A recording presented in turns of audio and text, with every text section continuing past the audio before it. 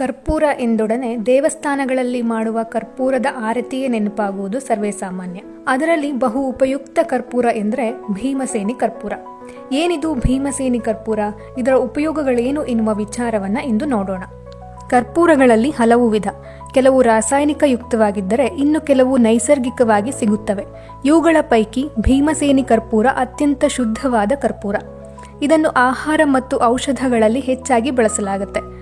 ನೋಡಲು ಹಾಲಿನ ಹಾಗೆ ಬೆಳ್ಳಗೆ ಇದ್ದು ಇದರ ಪರಿಮಳ ಇಡೀ ಮನೆಯನ್ನೇ ಆವರಿಸುವಷ್ಟು ಜೋರಾಗಿರುತ್ತೆ. ಭೀಮಸೇನಿ ಕರ್ಪೂರವನ್ನ ಪಚ್ಚೆ ಕರ್ಪೂರ ಎಂದು ಕೂಡ ಕರೆಯಲಾಗುತ್ತೆ. ಹಾಗಾದರೆ ಈ ಕರ್ಪೂರದ ಉಪಯೋಗಗಳನ್ನ ಒಂದೊಂದಾಗಿ ನೋಡೋಣ.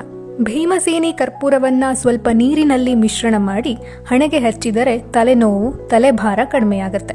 ಶೀತವಾದಲ್ಲಿ ಈ ಕರ್ಪೂರವನ್ನ ಒಂದು ಬಟ್ಟೆಯಲ್ಲಿ ಕಟ್ಟಿ ಅದರ ಸುವಾಸನೆಯನ್ನ ತೆಗೆದುಕೊಳ್ಬೇಕು. ಚಿಟಿಕೆ ಕರ್ಪೂರವನ್ನ ಸ್ವಲ್ಪ ಶುಂಠಿ ಮತ್ತು ಲಿಂಬೆ ರಸದಲ್ಲಿ ಮಿಶ್ರಣ ಮಾಡಿ ಕುಡಿದರೆ ದಮ್ಮು, ಕೆಮ್ಮು ನಿವಾರಣೆಯಾಗತ್ತೆ.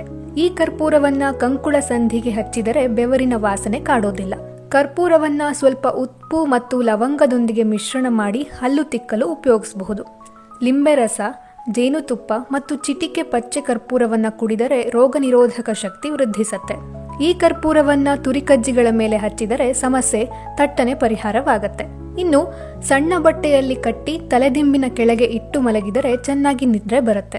ಸ್ವಲ್ಪ ಸಾಸಿವೆ ಎಣ್ಣೆಯನ್ನ ಬಿಸಿ ಮಾಡಿ ಈ ಕರ್ಪೂರವನ್ನ ಅದರಲ್ಲಿ ಮಿಶ್ರಣ ಮಾಡಿ ಸಂಧಿಗಳಿಗೆ ಹಚ್ಚಿದರೆ ಸಂಧಿ ಸೆಳೆತ ನಿವಾರಣೆಯಾಗತ್ತೆ. ಜೀರಿಗೆ ಮತ್ತು ಏಲಕ್ಕಿಯಿಂದ ತಯಾರಿಸಿದ ಕಷಾಯಕ್ಕೆ ಸ್ವಲ್ಪ ಪಚ್ಚೆ ಕರ್ಪೂರವನ್ನ ಮಿಶ್ರಣ ಮಾಡಿ ಕುಡಿದರೆ ಹೊಟ್ಟೆ ಹುಳಗಳ ನಿವಾರಣೆಯಾಗತ್ತೆ. ಈ ಕರ್ಪೂರವನ್ನ ಬಿಸಿ ಮಾಡಿದ ಕೊಬ್ಬರಿ ಎಣ್ಣೆಯಲ್ಲಿ ಮಿಶ್ರಣ ಮಾಡಿ ಶೇಖರಿಸಿ ಇಡಬೇಕು. ಇದನ್ನು ದಿನನಿತ್ಯ ತಲೆಗೆ ಹಚ್ಚಿದರೆ ಹೊಟ್ಟು ನಿವಾರಣೆಯಾಗತ್ತೆ.